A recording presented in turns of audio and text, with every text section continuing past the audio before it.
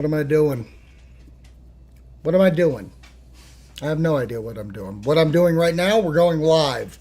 Live on the Death Curse Club channel. Today we have an episode for you. We're going to talk about John Carpenter's new video game. What's in store in that game? What will he do in that game? We'll find out together when we talk about the press email I've read. What else we do? Sweet Revenge. Jason's back, baby, in a big bad way. Was it a sweet revenge? Was it a dull revenge? Was it a dull blade revenge?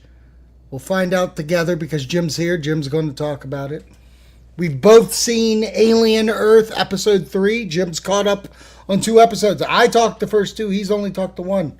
So we'll find out what else he knows about the aliens of Earth. What else? He went to theater to see something. I went to streaming to see something. Yeah, I think that's about right. Yeah. All that and more on the Death Curse Club live. Never come back again. It's got a death curse. It's got a death curse.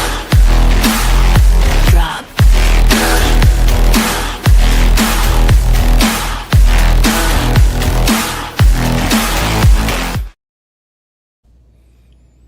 Welcome back to the Death Curse Club, and today we are live. I am your host, owner and operator of the establishment of all, Zach Hilton. And alongside with me is the man, the myth, the legend. He is, I thought this was funky. Something's funky. Something's funky, because usually I do this, and that's where you are. That's where I am. But today you're over here. So I don't know what's going. Yeah. What, you know what? It's been a long day. So anyways, the barkeep himself, Jim's over there. You telling me you're a witch? You ain't no witch. Witches are girls. Ooh. I mean, that's not from the movie that you're going to review later, is it? No, it's not. Okay. It's a kid. The kid said it. Yep. Monster Squad? Nope. Kid says it to a man with no shoes. A barefoot man. Barefoot man with no shoes. Well, I've seen plenty of movies. I mean, Die Hard. Yeah, it's a guy with no shoes. Yeah. This is not Die Hard. It's not Die Hard. Ooh. Give me a hint. That was the hint. That's the fucking hint? That's all you're going to give me? He's barefoot the whole movie. He's barefoot the whole movie? Yeah. Die Hard 2? You're the wrong Come on. genre. Well, okay, a horror movie, I presume. Yeah. Okay. And then What? and then if you look at the quote, and then the fact that he's not wearing shoes. Yeah, well, it's not the Vitch, is it?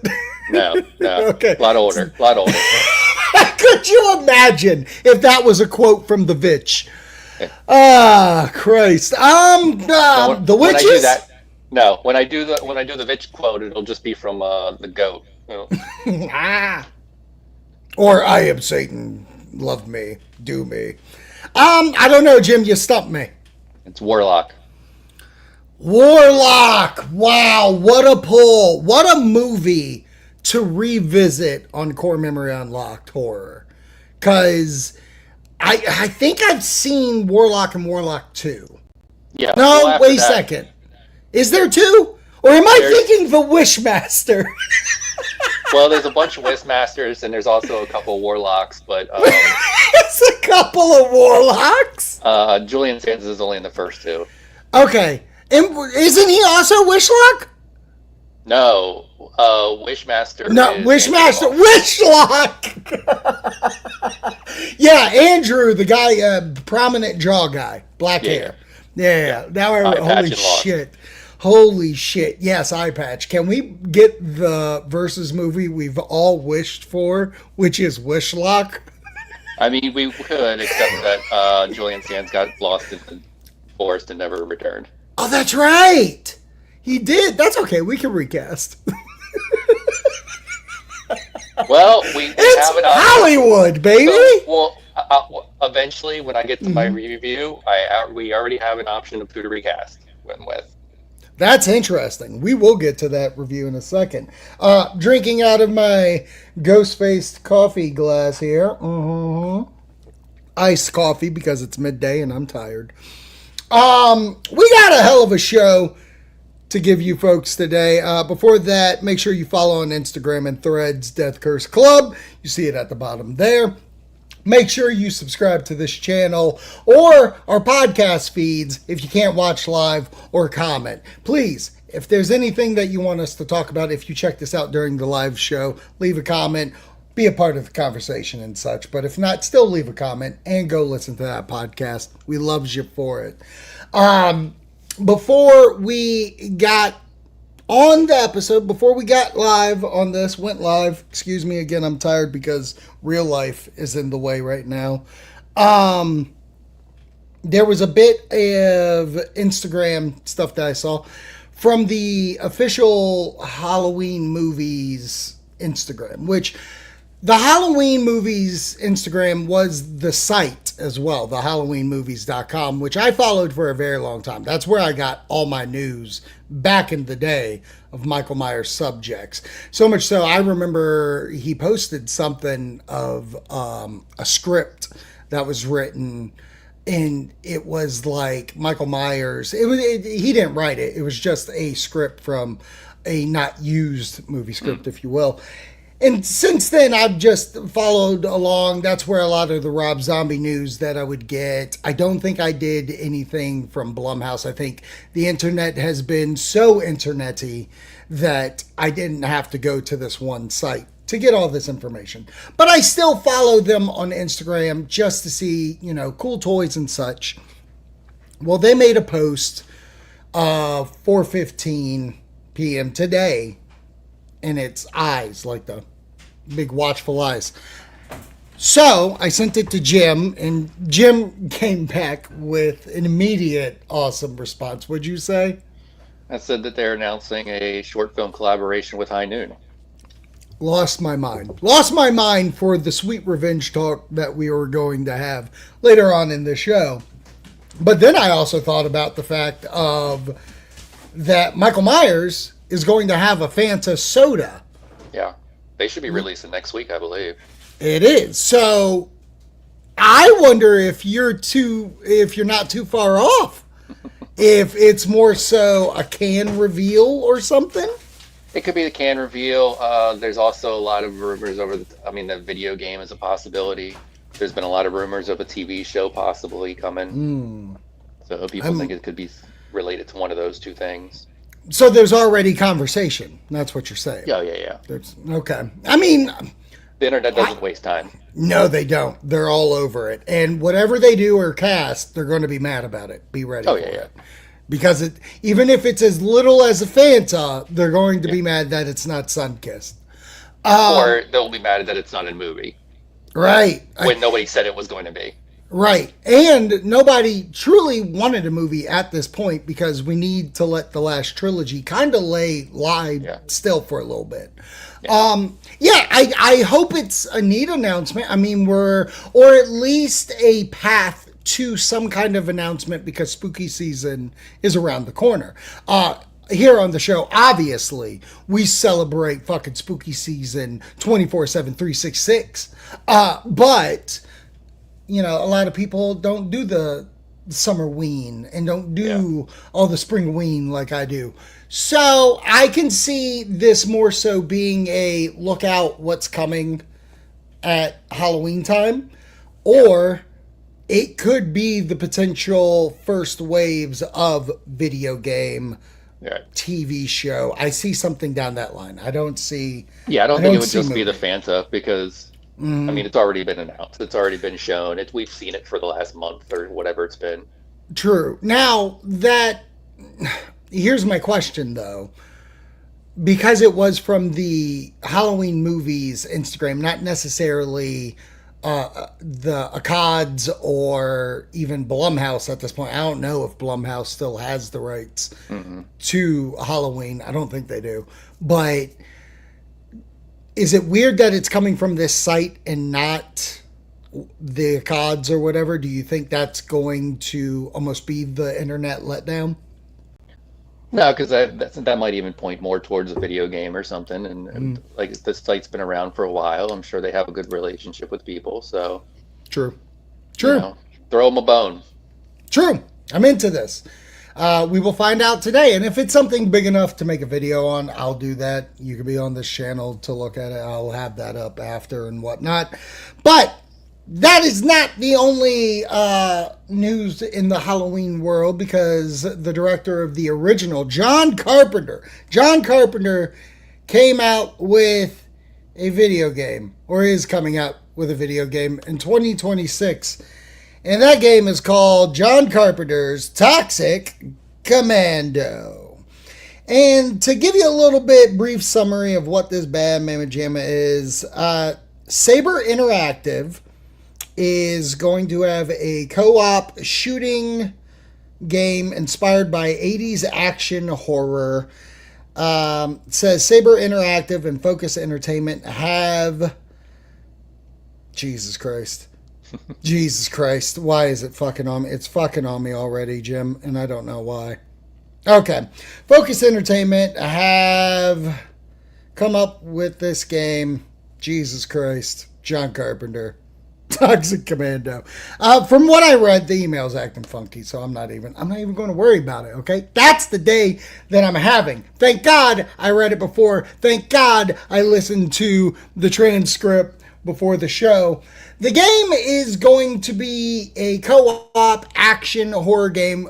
Comedy ensues in this, where it's about the world trying to come up with this solution for not an infection, but a cure, if you will. And the cure goes bye-bye, and it becomes lethal and nasty. It takes over the world, and they want to get these commandos, these grade A commandos, to stop it. They can't afford it, so they get you. It's you and your team. It's co-op. It sounds like you can do co-op story mode. There's driving, there's shooting. It's not a normal shoot 'em up game as described, apparently. John Carpenter's heavily involved, and if anybody knows anything about John Carpenter currently, he loves his video games, so I'm sure he had a lot of, talk about what he would want to see in a video game. There, in the email, there's not a lot to go on of why this is called John Carpenter's Toxic Commandos, but it's a very interesting announcement that they had a teaser for that showed yesterday, if you want to check it out. I think I'm into this, Jim. What are your feelings for this game? Yeah, it looks fun. I don't know it's something I would necessarily play by myself. I mean, give it a try. But I think it could be fun in a co-op situation. I imagine he worked on the gameplay some and had input and probably story as well. Right. But I think it would be a fun game. It reminds me, looking at the trailer, it kind of reminded me of playing like Dead Rising. Okay, yes. Which was a lot of fun, and it was fun playing when you could play co-op with a friend as well. Something you just hop on and play and not take too seriously, but have a good time. Yeah, and for me, I've been trying to find a co-op game again. I mean, there's a lot of stuff that goes into this announcement and what I would want. Like, I'm continuously playing Predator, and I don't know if that's because Brooke and myself, we go back and forth with the controller. We're doing the dailies, the weekly objectives. Hell, this week, yesterday, they dropped one of the Predators from the recent animated movie, Killer of Killers. One of those came out, the Omni. And, we let Kid Hilton play that against the computer just to see what the Predator's like. And it seems funny. He has a very Scorpion get over here thing. That's his weapon. But with this game, what I'm worried about is, because it is multiplayer, which is exciting, because not since Killer Clowns, which I did not get into at all. I tried to very hard, but at the same point, like, you don't play Predator much. This is a first-person shooter game, just like that will be. I know John loves his Call of Duty or whatever he plays often, so I'm sure it's going to be like that. I'm going to need this to be fun. I'm going to need this to be replayable is a big key. Saber Interactive, who did the Evil Dead games, is a part of this. And that Evil Dead game, as much fun as I did have playing it initially, it eventually wore out its welcome for me. Yeah. And I'm hopeful that's not the case with this. My questions to really sell me. Right now, I'm interested. To sell me for this game, which in the trailer, there's music being played. This is John Carpenter's Toxic Commandos. Give me a John Carpenter score.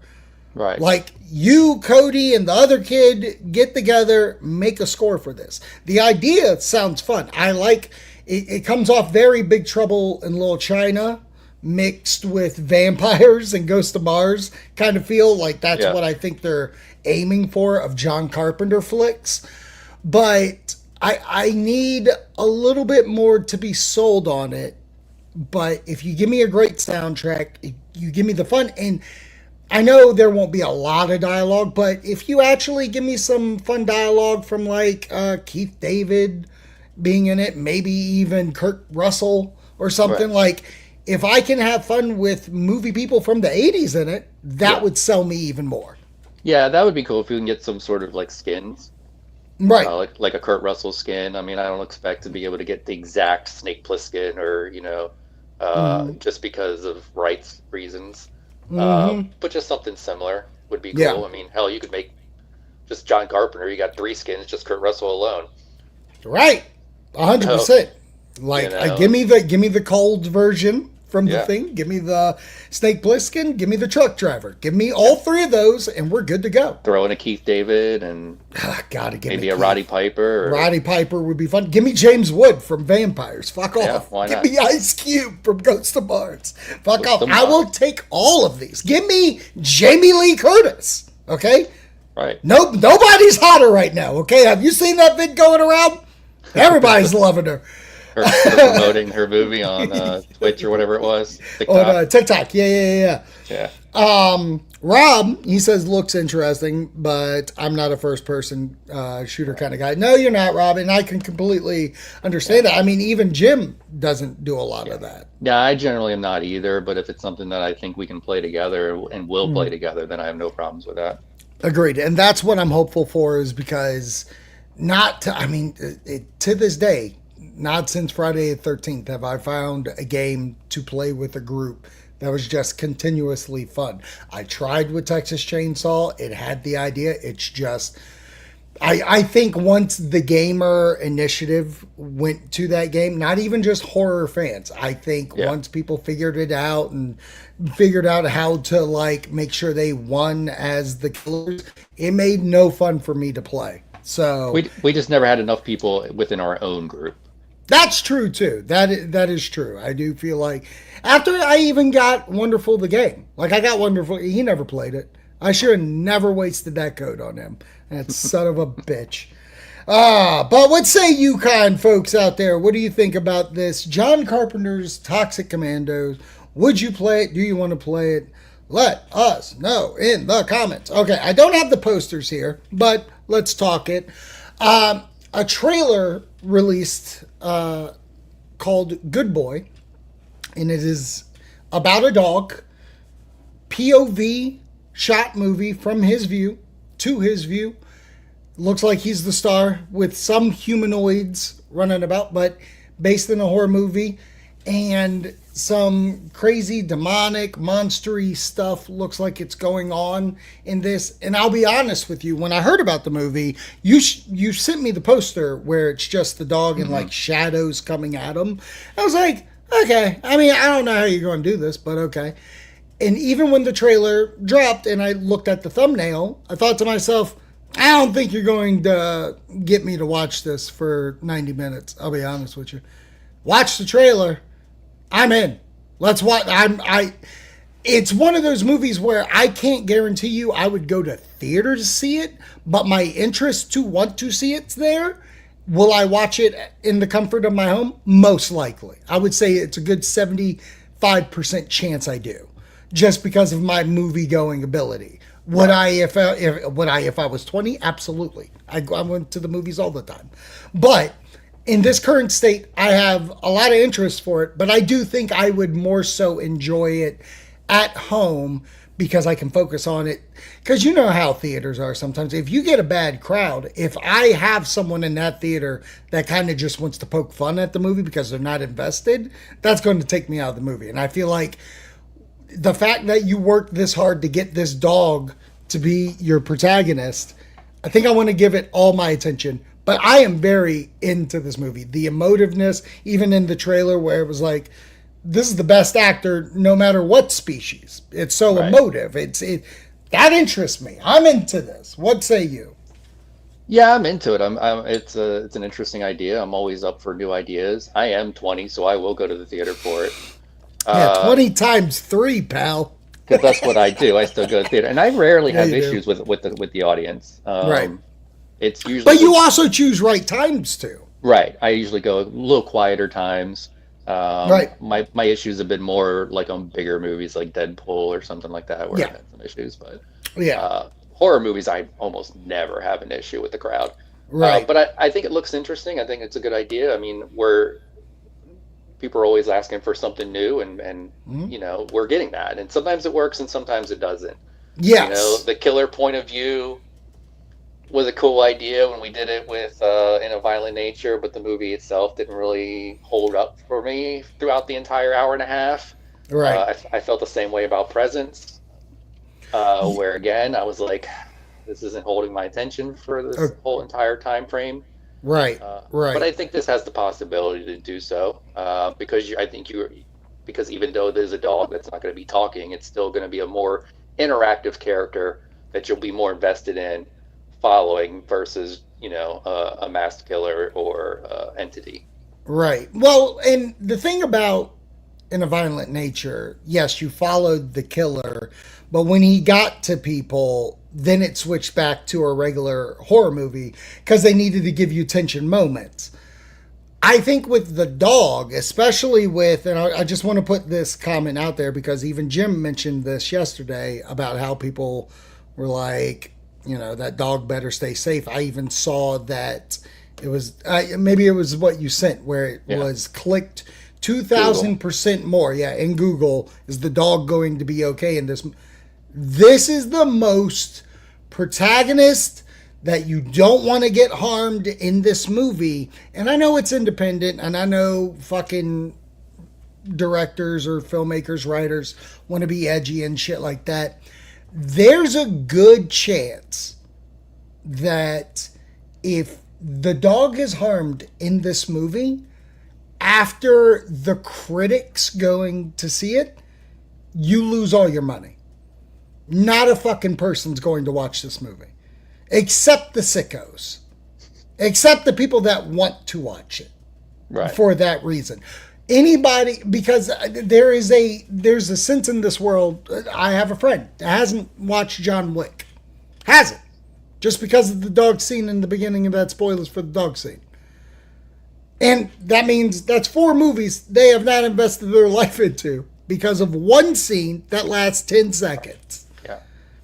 I think it's with this being the type of movie it is, there is the possibility of the dog not surviving the entire movie, but I don't think it's going to be in necessarily an overly violent, torturous way. I think it would be in a more heroic fashion.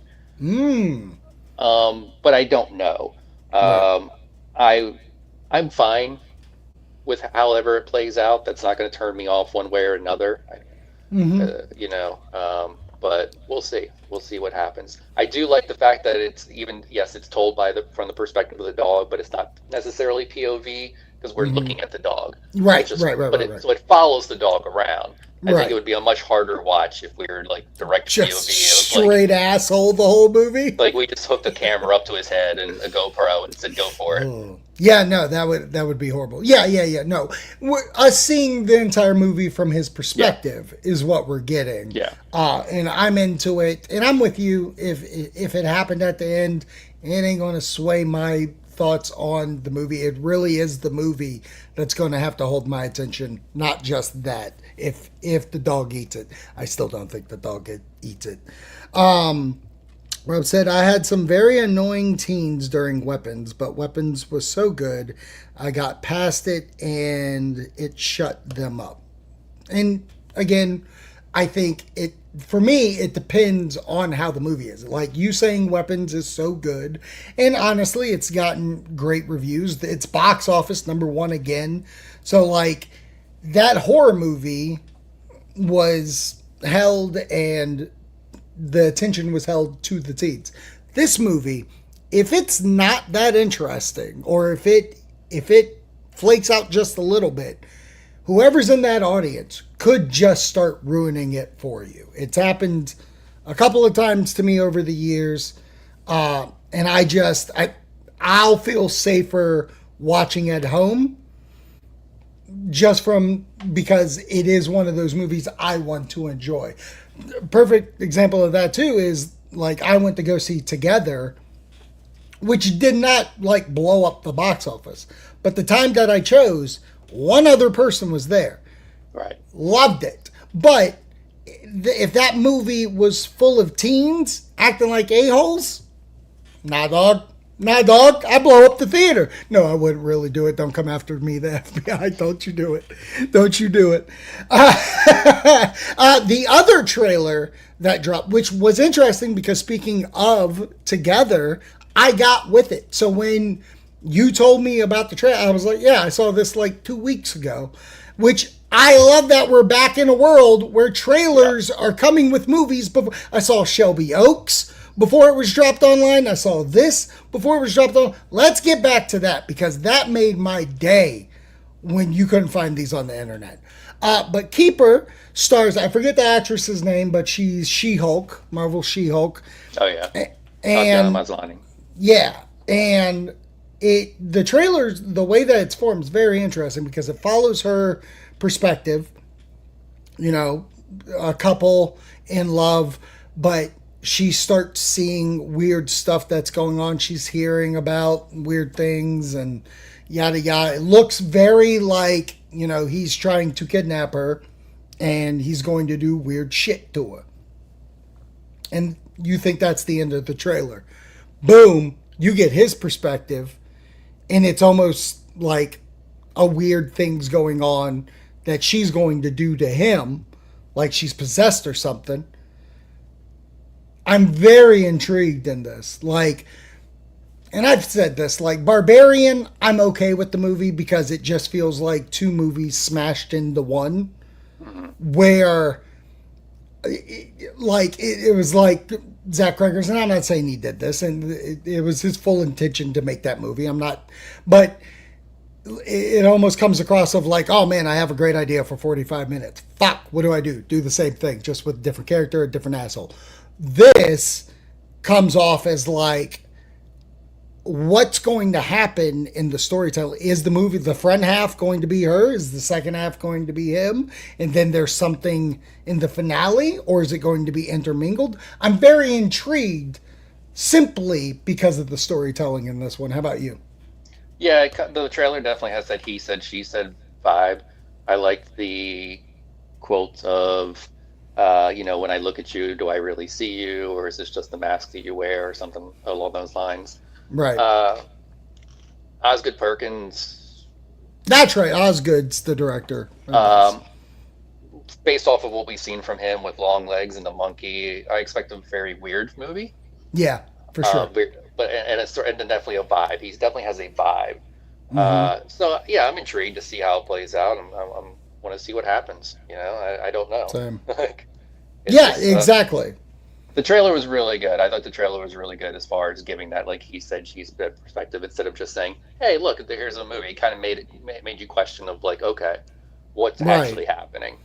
And on top of that, it's absolutely the only trailer I want to see. Like, I don't want to get trailer number 2. I don't need TV spots. I don't need nothing like that. This was enough to sell the movie and not give anything away, which I think it needs.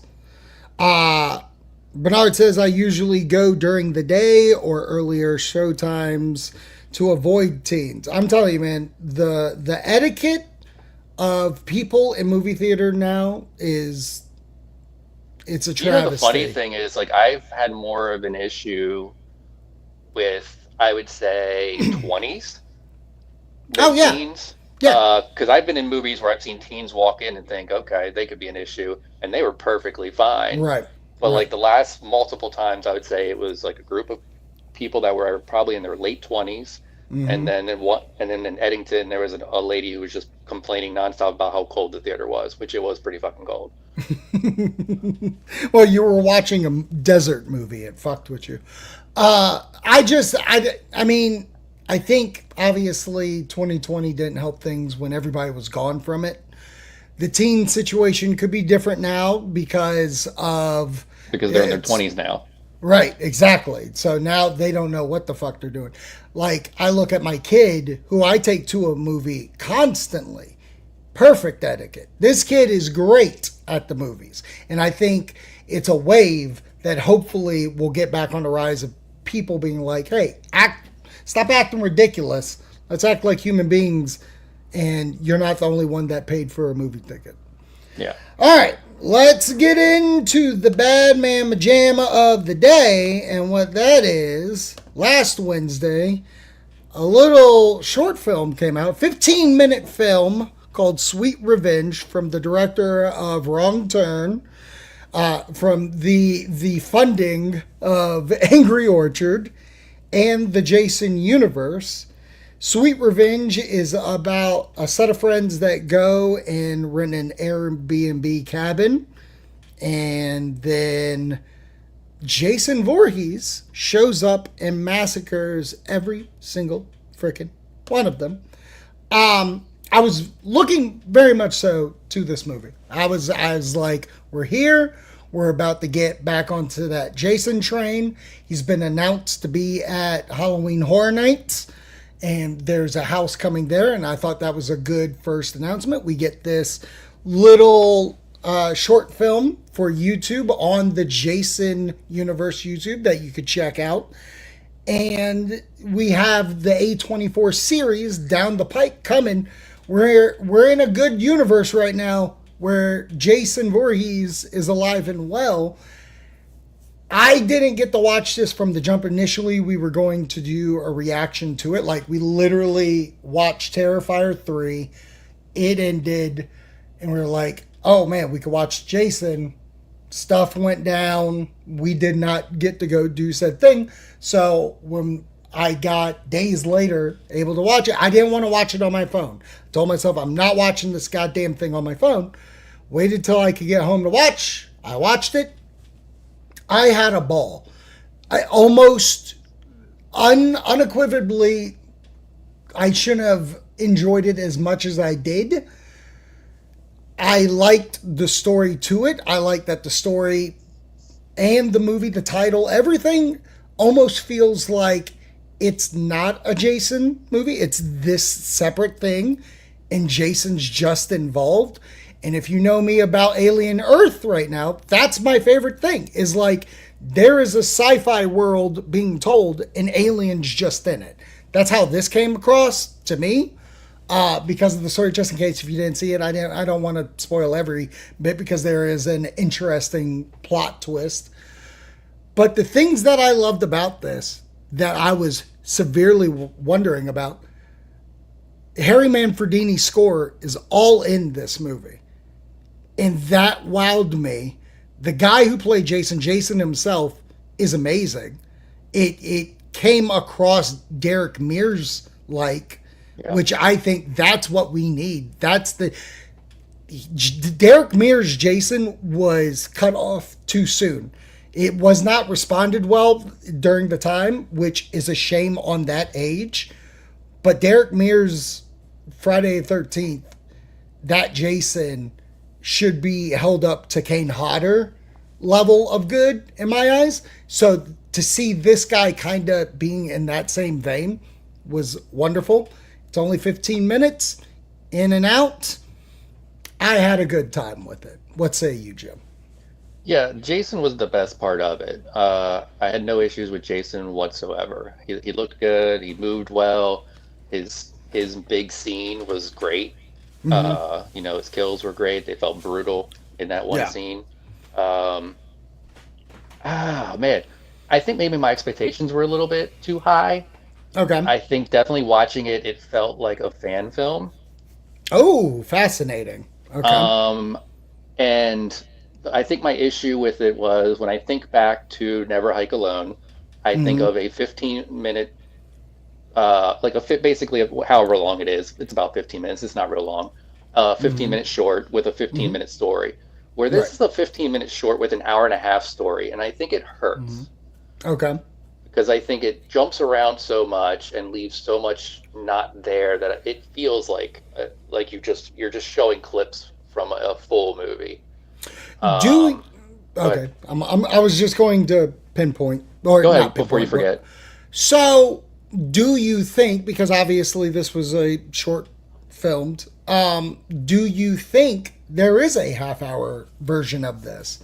And they specifically just wanted a 15-minute because of the internet ways of, well, we got to hook them in. If it says half hour, they're less likely to click. If it's a shorter one, they'll click. Then when Halloween comes, guess what, guys?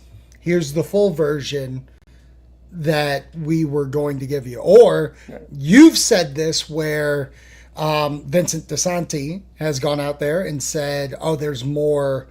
We'll go, but I'm just going to use this as a quote, and we're going to come back to this. Yeah. But commercial, there's more commercials on the way, which could imply they filmed everything that one time and are going to release a 45-minute version. I don't know. I think they're just going to continue the story with the way it ends off. I feel like there's going to be more story going on. Mm-hmm. Uh, I don't know. I think the it's the commercial thing. I wouldn't even have noticed had I not known for the Mm-hmm. most part. Mm-hmm. I think you see the Angry Orchard case in the trunk and you see it on the counter, Mm-hmm. but product placement's normal in movies, so it's not something that would have really stood out to me. It was a little Product, awkward when she's walking through the woods with it. right, That it felt a little bit awkward because I'm like, people right, are like, we don't see that. That's not something we see. right. Um, Even the apple didn't bother me. Oh, the apple! I love the apple. I mean, I, fall I think time there was apples. That I think there was a line of dialogue that probably could have been used earlier to that make a little bit more sense. mm-hmm. Um, but no, it was an interesting story, and they kind of and like they went for it. I mean, like you said, there's a big twist, if you will, and Mm-hmm. I was like, okay, intrigued by that. But Right. I also question, like, if this is going to be the beginning of your new canon, then you're Mm-hmm. establishing something pretty early on. But who said this is canon?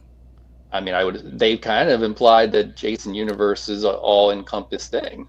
See, implied and said are way two different things. Where I think the entire point of everything is Jason Universe is just like the MCU. There's different timelines, there's different universes that you could go through. Yeah, this could just be the Angry Orchard timeline that we're going through.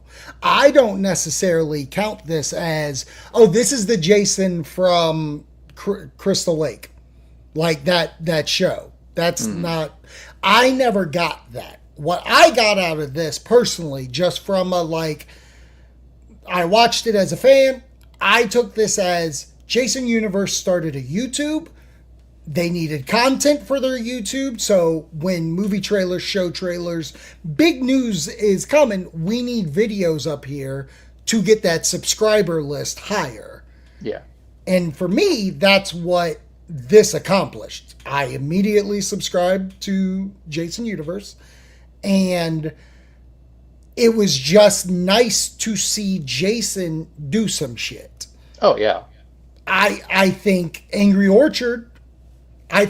Orchard made the deal with Horror Inc., Jason Universe, whatever, and was like, hey, we'd like to film a commercial with you guys. Would you be down with that? And then somebody said, well, instead of a commercial, what do you think of this? And you can pick out the parts to release whatever you want, but we want this. Okay, yeah, as long as you show us the whole time, we'll flip the bill. Because you don't get, I'm not going to say a well-known director, but you did get a industry level Yeah. director to come do this. It's scripted, like you said. If there's more, not you said, but if he said more commercials are on the way, there's got to be a reason why. And I don't know. Like, it was a simple enough story. It intrigued me to where we go. Even leaves cliffhanger-y. I don't necessarily think we need to continue with this. I think you go with somebody else moving forward. But I was just intrigued. I don't know. You saying that you went in with higher hopes is kind of wild to me, because the entire time everybody's been yelling, oh, it's an Angry Orchard commercial. Ew. What is it going to be, a snippet? Ew. And what we got was 10 times better than what people described as. Sure. But I'm not those people. No, you're not. I didn't care that was a thing. Right. You know, I mean, right. There's no guarantee that the next one will be sponsored by Angry Orchard. It could be a completely different company. True. It could be Trojan Condoms, Jason Voorhees. Here we go. That would actually be great. That would be great. And I made this joke the other day because, as if you know, you know, but like, I'm NA now, so I just do NA beer. How hasn't someone hopped on that? You want to survive a horror movie? Drink NA beer. You know what I mean? You won't get drunk. You'll run away from your drunk ass friend. You'll be good to go. Like, where are those at? Yeah, exactly. Fender Knight says, guess you don't go walking around with a drink in your hand. Agree. Not in the random woods. Not in the random woods. Not in the random woods. But no, I had a fun time with this. The down thing that I saw that I think was irresponsible. Irresponsible, Jim. That's right. I said it. While the promotion of this movie, video, short film, whatever, commercial, whatever you want to call it, was coming out. From the moment they showed the mask to the moment that, you know, this thing is doing a premiere. They did the premiere at Angry Orchard, I believe. In New York. Yeah. So, from there, Womp Stomp, the filmmakers, the studio that has brought you Never Hike Alone, Friday the 13th fan film, they made 3, I believe, of these films. The Never Hike Alone, Hike Alone 2, Never Hike in the Snow, did the big old mashup. They have an animated one coming out. Ever since that mask got announced, like, their Instagrams, their feeds, social medias have been like, but this is better, like, going off of what they've done. Look at the mask, it's better. Look at our Jason, it's better. Look at our story, it's better. And it's kind of rubbing me the wrong way the entire time. Then, to find out, Vincent DeSanti went to said premiere, took a picture with Jason, wearing the mask of Jason, drinking the cider of Jason. And then goes on the internet, and everybody ran with it, where he was like, no Jason game coming, no movie coming yet. Got a couple of more of them commercials coming, though. Another kind of snidey low blow to this. And look, I interviewed the guy on when Thrill Me was around. I was very excited. I reached out. I wanted to talk to him. I like his perspective of Jason stories. I like what he's done with Never Hike Alone. And I love the fact that he's been able to either make a living or he's done something with it. I love everything about it. What I don't love, personally, him doing these attacks are the reason why the movies he makes are fan films. You're just as bad as the internet coming off as snidey.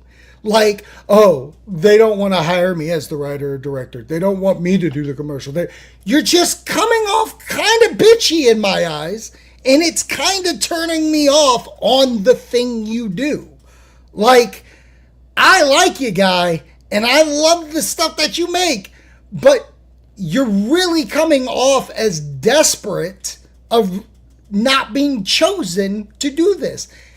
In my opinion, from coming from a world of wrestling that I've done, like, there were plenty of times people were just mad at other people because they didn't get the thing and never looked at it as, wow, look at the opportunity going forward.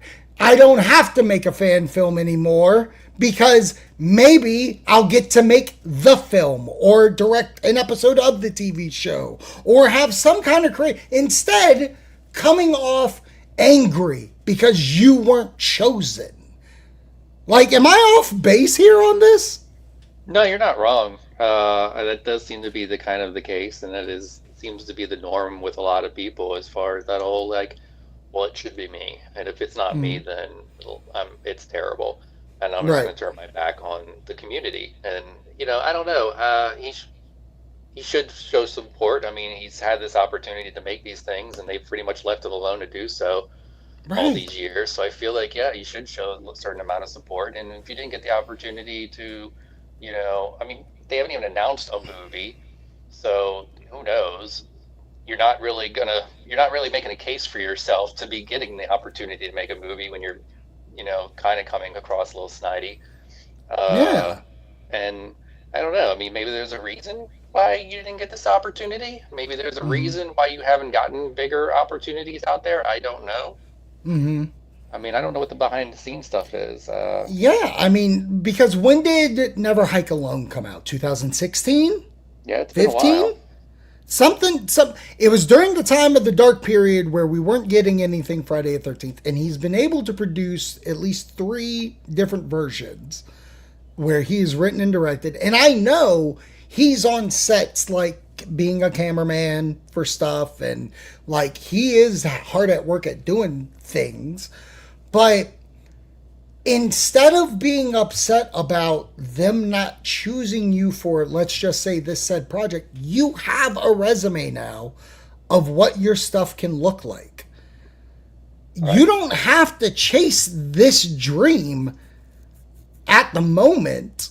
It can come back to you. You should be using this to, like, catapult to other things. Like, I thought the GoPro idea, or the kind of vlogger aspect of it, was quite interesting with Never Hike Alone. So why can't we take your ideas and go elsewhere? I think something supernatural would fit you perfectly. I don't know. It's just, and I think with the fan base jumping on it is where a lot of my problems lie, is because if anybody should be no, let's give it a chance. It hasn't even been around for 3 months. Yeah. Let's see where we can go with this. That to me seems more akin of what we should be doing, because every fan base has a horrible, toxic community. Star Wars, Marvel, DC, all these things. And ever since they announced that they have a universe, and to the point where they showed off this mask, not once outside of my circle have I seen on the internet, oh shit, let's see where we can go. Let them cook. Let them cook. That's the saying, right? Let them cook. Nobody's allowing them. No one ever let them turn on the fucking stove. No, they're all about, like you said, it's every toxic fan base is always, oh no, what we had before was so much better, and what you're doing now is just going to ruin everything. Right. And then, back to quickly on the DeSanti part, to bitch about the mask and say the mask is ugly, and then end up at the premiere wearing the mask, holding the mask? Out of town, bud. Out of town! Reviewer Rob says that mask looked good too. Eat it. It did. All right. So, what say you, Universe? Do you like this movie? Are you more on Jim's, like, I like the Jason stuff? Did you expect more? Do you want more? Do you want to see another commercial? Let us know in the comments.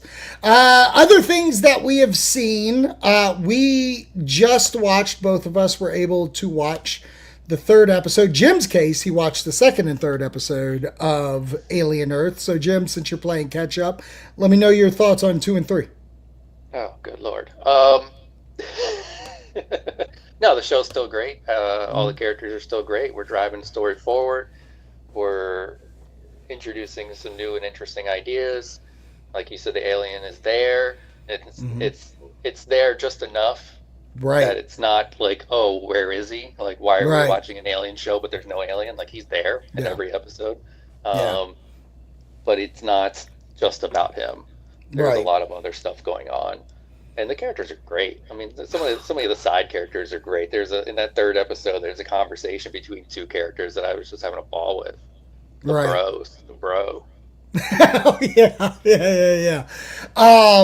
I'm loving it still. It is significantly one of my favorite Alien things ever. Like, obviously, Alien and Aliens top tier of that property, but I think if this thing can stick the landing, it has a chance to be my favorite, if not one of the favorites of the franchise for me, especially coming off of Alien Romulus, which was so good. And granted, what I love about it is like they're not the same. Like both the show and movie were paying huge homage to that first one. But they have gone on two different paths, and obviously it's a TV show. It's an 8-hour epic that we're getting. But with this third episode, I enjoy the fact I felt the side characters, as you said, get a little more time to play. Timothy Oliphant gets a huge markup in performance in this one. They do things with the alien creature I have not seen yet. I don't know if it existed in 3 or 4 or AVPs. I don't remember those too highly. But just what they're doing in the science room and stuff like that is intriguing to me. And once again, I don't even think we talked about this much, but I have to give a plug to the end credit song to every single episode so far has been a 1980s, 90 fucking banger that I'm here for. Yeah. Like, the first episode had Black Sabbath. The second episode had Tool. This episode had Metallica. What are we doing? Yeah, that seems to be kind of a trend now a little bit. Paradise does something similar. The show Paradise. Yeah, I know the show. Well, Yeah. I'm more confused of like they're not doing like heavy metal anthems. No, not heavy metal, but like the 80s, 90s, like Gotcha. hits that they Okay, play gotcha. over, like during the final sequence of the episode. Yeah. Well, hold on. Isn't that a Hulu show? Yeah. Just like this? Well, that's the thing is like you kind of get those vibes of things. Like They got money. You know what you're going to get when you go into some of these shows, and I think episode 3 starts to feel a little bit more like a Noah Hawley show than the earlier ones did, which is a good thing. I mean, it's not Right. I think we're starting to expand the universe a little bit and the characters and the whole world building. And the conversations. Yes, exactly. The world. But I feel like getting to know these characters, because there are characters that were in. It's not a fucking spoiler, but the head security officer that we meet in the first episode, in episode 1 and 2, he's just walking around trying to achieve some shit. Yeah. In the third episode, he's actually having conversations with two characters, one specifically later on, that like are in, like you're seeing the actions go and acting. Like, that's what I'm digging. What I've been pressing about this is that I didn't even understand why I loved it so much until like right now, which is kind of funny because I think, like, yes, the critic score is high, but there is a 70% audience score on Rotten Tomato, which I don't know what that means. I don't fucking care, really. But this show plays kind of the same way I loved Star Trek Discovery Season 1, where it's dark, it's harder characters, it's more about what else happens in this universe than just pew pew smash smash. Right. And I think that's why I'm digging this, is because we're, like you said, world building. We're truly getting to know what the fuck happened to Earth. Why do we have these space fucking things going on? Like, so much is happening that I'm enjoying. And even with all of that, the action scenes are still good. Right. You know, sometimes you give one and you lose the other, but on this side, I mean, the show's delivered on both sides. Yeah. Um, the action, like they're and the action's very. It's not over cartoony. Right. It's very like I even think the alien is played by a person for Yeah. most. I'm sure there's CGI shots, but like you can really tell everything's kind of authentic and it's not overblown. And it's yes, we have a TV budget, but we're going to stretch that budget as much as possible. Oh yeah. I mean, nowadays TV budget can mean $10 million an episode. You ain't wrong, sister. Rob did come in and he says Peacemaker does it. Yes, Peacemaker does it, Rob. But in fairness, Peacemaker is a James Gunn thing, which that's James Gunn's thing. If there's anything I can compare this to where I think this all began is Stranger Things. I think Stranger Things capitalizing on soundtrack just for TV show. Movies, James Gunn did it with Guardians in 2014. Stranger Things, I think, comes out in 2015, if I'm right. But I think the use of soundtrack became very prominent with that show, which I think people have carried on through since.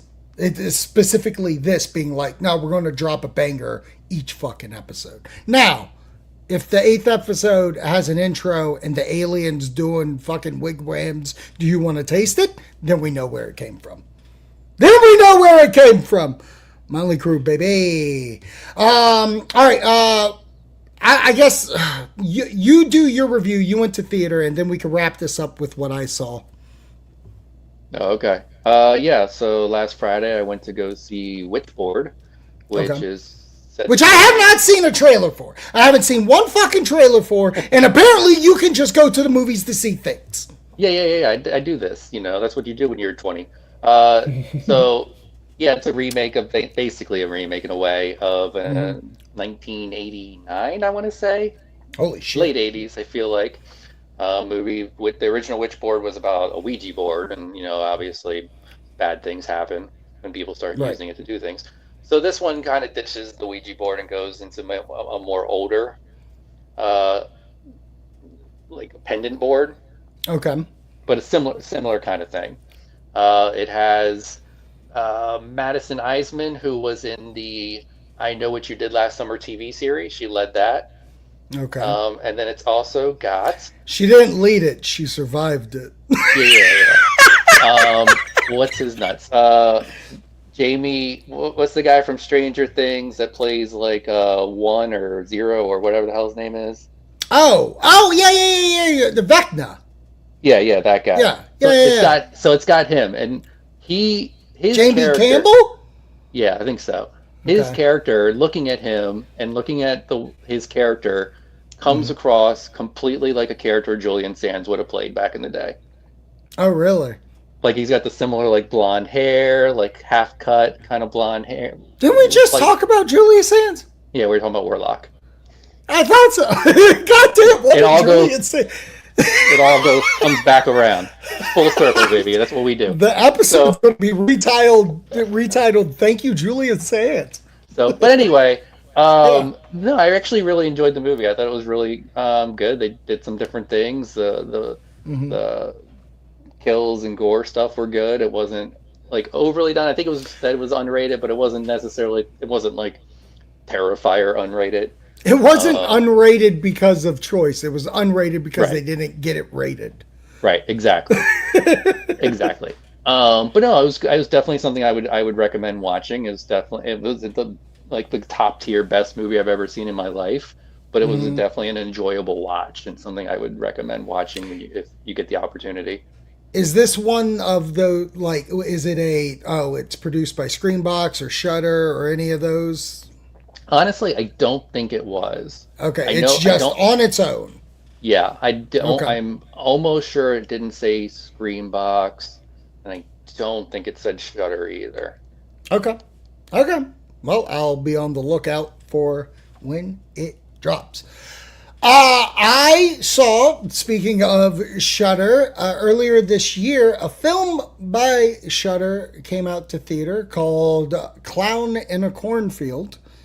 and it finally hit Shudder last weekend, if I'm right, which I believe it came out to movie theaters in springtime. That sounds about right. March, April. Yeah. I looked at its box office. It made $10 million in theater. It cost a whopping $1 million to produce. And I think the fact that I barely saw anything besides social media marketing, I bet you the marketing for this movie was fucking a Visa gift card. But that being said, it made back all its money with that 10 million. So whatever the streaming with POVD and now on Shudder, I'm sure it's just raking in money. The movie, and honest to God, Rob went to go see it. He did not like it when he went to go see it in theater. I do not recall your reaction to the movie when you saw it. Wonderful. He liked it.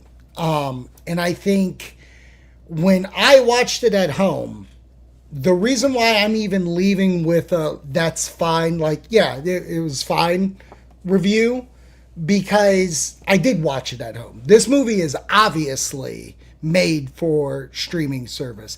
And it's kind of the conversation maybe we save for a different episode, because I don't want to go too long into this. Daddy's got things to do. But there needs to be a conversation that I'm going to write down. When did we just go out of our way to say, and you're part of the problem, Jim, that we're going to just go see anything in theater? Because there was a time when movies just came to Blockbuster that legitimately had a fucking title called straight to DVD. And there was a reason why those movies went straight to DVD. You would not go see a movie in theater if it went straight to DVD. And I feel like with this movie, hey, God bless you. You made your $10 million. You're based on a book. Like, I completely get it. You wanted to capitalize on the Fear Street, R.L. Stine craze. So Shudder made this movie for $1 million and fucking all that. But from a movie standpoint, the third act of this movie is fun. Had a ball of a time once. Man, fuck it. Spoilers for Clown in a Cornfield. If you don't want to fucking hear it, turn off the goddamn tube. 0. But once you get to the point where all these clowns start showing up in the third act and all this gore and stuff's happening, the movie is fun. Characters are having fun banter back and forth. There's a plot twist between two characters that they don't really lead into at all through the movie, but it comes flying in at the third act. And it's fun. It almost comes across as, oh, we wrote this part, now we have to base it beforehand, which I wouldn't use the word boring. It just came off as like, we got to get to that third act. And there was really no mystery to solve. There was no lead up to what we get as the big finale, in my opinion. I think it's worth a watch on Shudder the way that it was intended for. Like, if Chris Nolan could fucking be the guy that's like, I make movies for theater, this movie was made for streaming service and phones. And that's how someone should sell this movie as.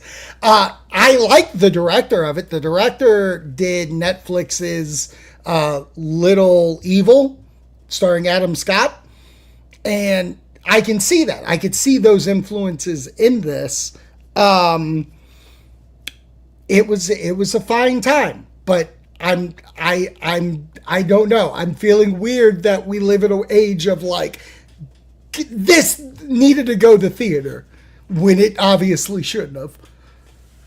Well, I mean, I enjoyed it, and it's like a series of books. So I don't know if we'll get the other ones or not. I don't see why not. It made its money back. Yeah. It made its money tenfold. I don't know how many books, but you got $1 million a book. Yeah. As far as the streaming versus theater thing, I mean, movies were always released in the theater that shouldn't have been released in the theater. That's nothing new. I mean, we can go back 20, 30 years, and I remember seeing movies in the theater that definitely never should have been there. Oh. House of the Dead. Yeah. Just because it had something. And nowadays, I mean, that's what you can make a little bit of money on. You can release a movie that you made for $1 million into 1 or 2 screenings for a week and make some money like that. It's a much easier to make your money back on that than a $200 million budget movie. Oh, 1,000,000%. But I do think there's a cry here, though. When I go spend my hard-earned movie money in theater, I don't want to leave that movie going, well, they tried. Like, I want the movie to be fulfilling. And I told this to Rob. I was like, this movie, for a theatrical run that would warrant sequels to get a bigger audience, because that's the play, is we need to make a movie to franchise to make more people come. Christopher Landon, director of Freaky and Happy Death Day, if he was in charge of this and his team writing, this could have been a banger. But, and again, back to spoilers. So sorry, people. I'm going to have to. There are 2 characters at the end of this movie, 2 males. They end up kissing because they like each other. Not once in this movie, till the 3rd act, were either of these characters mentioned to have some kind of will they, won't they? Or we were just told, oh, they don't hang out anymore. Right. There is nothing to lead to the fact besides a straight what the fuck at the end, and I don't think it's warranted. Well, I mean, it was questioned of like, okay, they were buddies and something happened, and like you said, the whole like, oh, well, they don't hang out anymore. I mean, there were things that were necessary. Yeah, not specifically teased to that, but it wasn't like we were just like, hey. And I think if it wasn't that, I mean, people wouldn't have like, I don't know, I don't think it would have been as jarring, I guess. Because I don't know, I didn't have an issue with it. I wasn't like shocked by it. I wasn't blown away. I wasn't like, oh man, I can't believe that happened. I don't know. I'm not shocked at the act. I'm shocked at the storytelling of we put this in here without actually leading it to something. Like if the story was, oh, they used to hang out, what happened?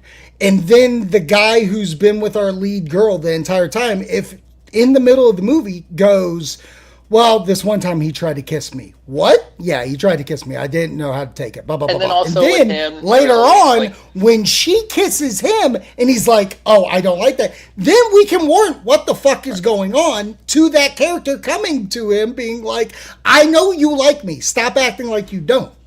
I think the reason why I was okay with it and why is that it wasn't handed to us. I think you're part of what your issue with the way you're phrasing it is that you wanted it more like spelled out, and I was fine with it. Like I didn't want I don't know. I think we spell out how you're talking. But hold on. How you talked about the Jason movie, which was 15 minutes long, felt disjointed. When I watched an hour and 40-minute movie, that feels disjointed. But I didn't feel disjointed watching it. I fucking did. I fucking feel that these feelings I'm having warranted. I hate it when I leave a movie and I'm like, oh, I wish this, not actual fucking was a better movie. Like how some people will be like, oh, it's not that good. No. Filmmaking wise, I need this to be better. I need your script to be better. I get it. These were the actors that you could afford. But the fact that this was first pass draft and no one said, well, we need to actually have some continuity through this script to fucking have a reason. Yeah, sure, the dad's the bad guy. Who saw that coming? Every fucking person watching the movie. That's not a script problem that I foresee, but actual character flaws and why were characters acting one way then deliberately different in the 3rd act being funny and kooky. That's what I'm saying. This movie is disjointed because it didn't know what the fuck it was the entire time. I'd like to read the book to see how if it's any different and how much of that actually plays out the same way. Right. to get an idea if it's an issue, how much of an issue is in script and how much of an issue is the source material. Right. I think one of the things I did like was that it didn't feel like a Scream movie. I think too often and not everyone wants to make a Scream movie. Fucking hilarious, because when I left this, I said, the way I know what you did last summer tries to be Scream, this tried to be Fear Street. Like, maybe in the back half, yeah. Just in the sense of like, perfect example. And I get it. We had to show like, oh, the family's been doing this for years or whatever. Why did we just randomly choose 1991 for no fucking reason whatsoever? The entire time was like, oh, we're going to come back and learn about some characters that are involved. No, never got brought up again. Where I look at a movie like The Frighteners that sets its time in the past where the characters from that era come back later on. Oh, I enjoyed seeing 91 because having, only being 20, I wasn't around for so it was cool to get a chance to see. Yeah, I get that, Jim. Look, I think where this lays, I was going in nothing, and I think you went in nothing, and I think it just hit for you because I do think what I said, the third act is so good. It's fun, it's gory, it knows what the fuck it is. The issues that I'm having with it are the first two acts where normally I can forgive. Like, if you have a stellar third act, we can move on. But when I left that movie, I kept going, but what about this? What about this? And once that comes into play, I'm not going to say it's good. Is it fine? Yes. Do I say watch it on Shudder? Go for it. Absolutely. But again, the fact not that one of my favorite movies. No, not at all. I'll tell you what. I've seen 60 movies this year. But I saw 60 movies all of last year. I've seen more movies this year than ever. This is 35th. That ain't bad. No. That ain't bad.